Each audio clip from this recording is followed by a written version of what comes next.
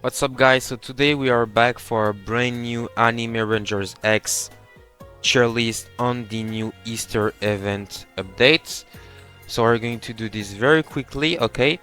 So starting with the OK tier, okay, so those are kind of the mid units or decent at best unit of the update.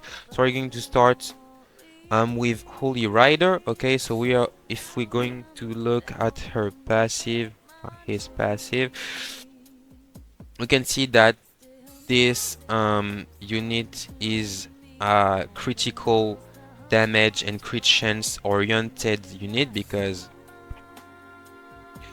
the unit will gain 50% crit chance for the 31st second of its alive, and it will increase his crit damage by 20% and his turns, and can also gain a 50% boost damage boost for 20 seconds every 2 critical attack. Okay, so this passive is very basic. Okay, so this unit is nothing too crazy, but it can be decent at best for new player.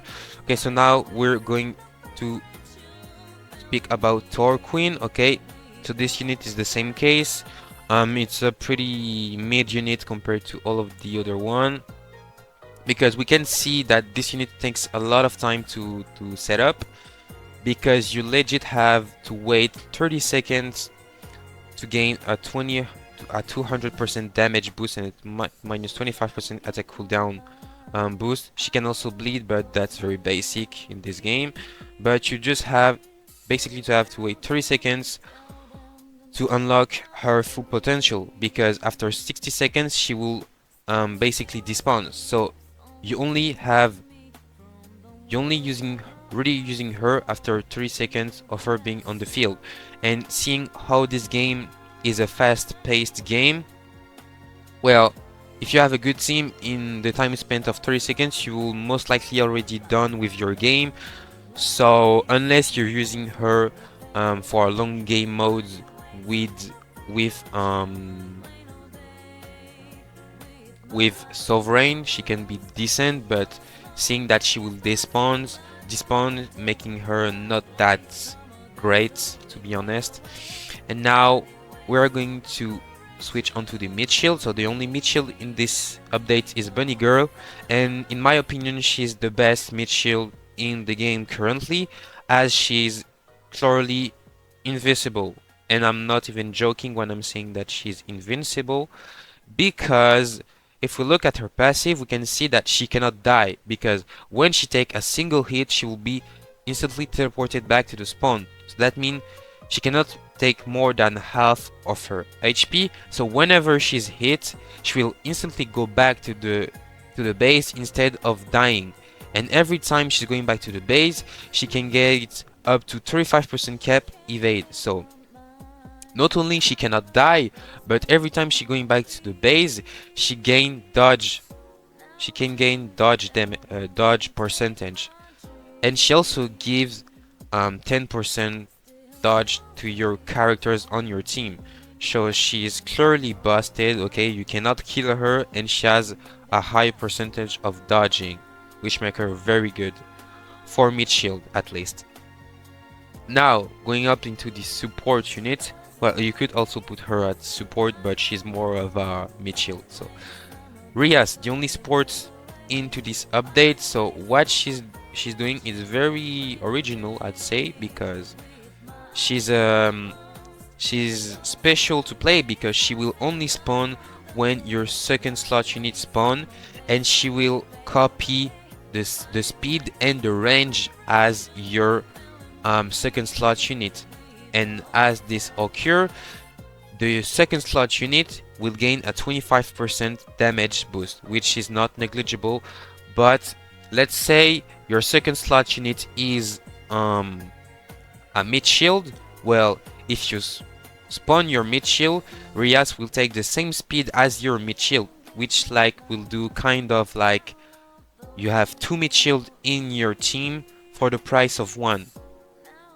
So that's pretty decent, but copying the range stats is pretty useless, I'd say, unless you have Sovereign on her for her to make a lot of damage.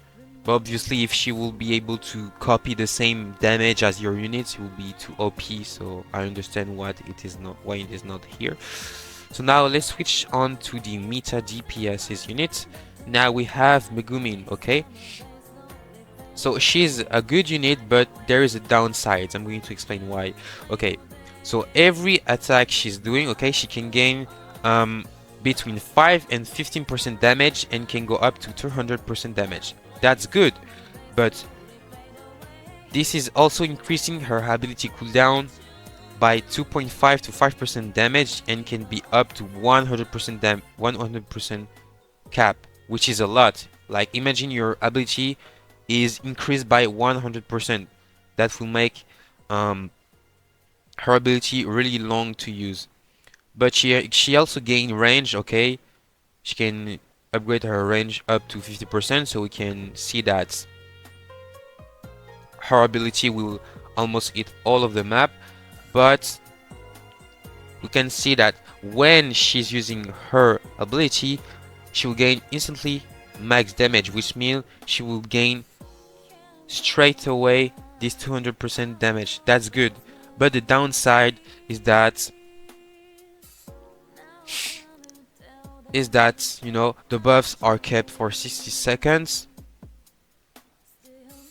but like her cooldown will be very high. So like the good side is that she will do a lot of damage, but not very constantly. Like she's more used like to kill bosses with her ability to kill high damage mobs, but you cannot really count on her if you want like a DPS that does constantly the good damage, because she has a high SPA.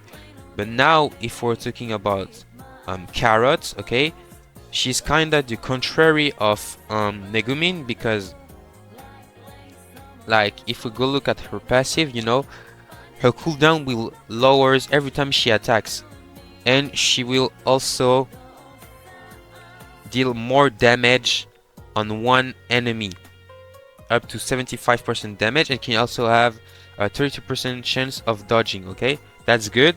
So like she's kind of the contrary of Megumin, because she will attack very consistently because her SPA will lower every time she attacks, but she will do less damage than Megumin. But she also can do more damage if she attacking on the same enemy. So let's say you're attacking on a boss, she will do more and more and more damage, faster and faster. So she has a good potential to be a boss killer. Okay, so that was it for this tier list. Let me know what you think in the comments. See you guys later.